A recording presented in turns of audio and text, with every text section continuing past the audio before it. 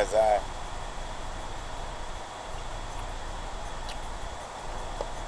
open up this next chapter, uh, this one is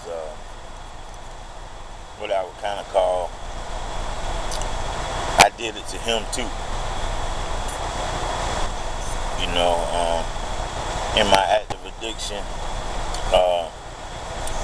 there were a lot of people, or a number of people that I hurt without any regards for their feelings, how they cared, how they felt. It took me to some deep, dark places with those people that are closest to me. And this one being my best friend, Chester Thomas. You know, actually throughout our lives, we were real close. You know, we used to DJ together, used to drink together, smoke weed together. You know, we went from elementary, junior high school together. Someone I would truly call my friend. Supported me in anything that was positive, shunned anything that was shunned anything that was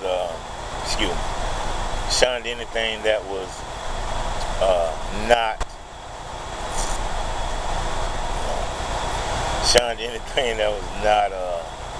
positive in my life. If it was dealing with drugs, he shunned it.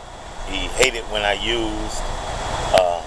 Real supportive of trying to get my life together, and one of those people that I didn't want to see once I began to use, and because I knew he was always going to tell me something good. I take you to this particular time when I had moved to New York, came back to Florida, started back using, and he would come to my dad's house where I lived, and try and get me to leave, go hang out with him. My dad had created this environment at his house where we did everything on the property. There was drugs, there was women, there was always constant traffic.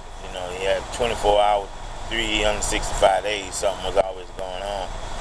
And I got in my comfort zone as far as not wanting to go anywhere. I was, actively using.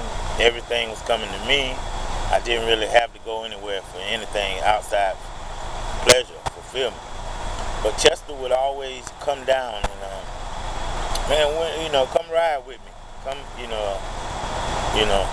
take me here, try and get me to get out of this lifestyle. And that was, probably the best thing that I could have did, but that wasn't what I was ready to do at that time. And my dad used to always say, well, why don't you go hang out with Chester, man? He seemed to be doing pretty good. He's doing something different than you staying around here, picking up all these bad habits and stuff. So I shunned that.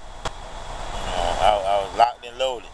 I was doing what I wanted to do, and I was with my dad. So even though he was giving me the advice to do something different, I wanted to do what he was doing. I wanted to follow his footsteps.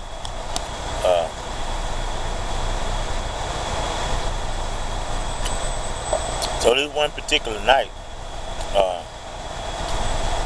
Chester, well, maybe a week before this had happened, he had invited me up to his trailer on this little property on 13th Street where he had began to start a detailing business, had his little trailer where he had his music hooked up in there, had TVs and everything set up in there, and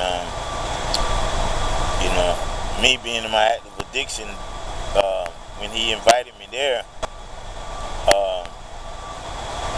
I didn't realize all the pictures I took within my mind until I left that night. treasured in my mind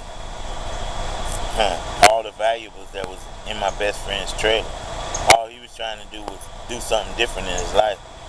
And here I was in a state of mind where I was like, man, it's a lot of money up in there.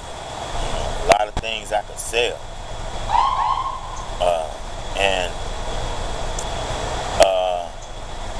one night, maybe 2 weeks later, I had been on the binge for a couple of days, and I was wondering what was going to happen next. I didn't know where my next fix or where whatever was going to come from. And boom, it popped in my mind. I said, man, I can go up there and, break in that trailer and shit. I could definitely come up on the lick. There's movies, DVDs, CDs, everything. My best friend. The things that I've done. So I grabbed a knife just in case anything happened.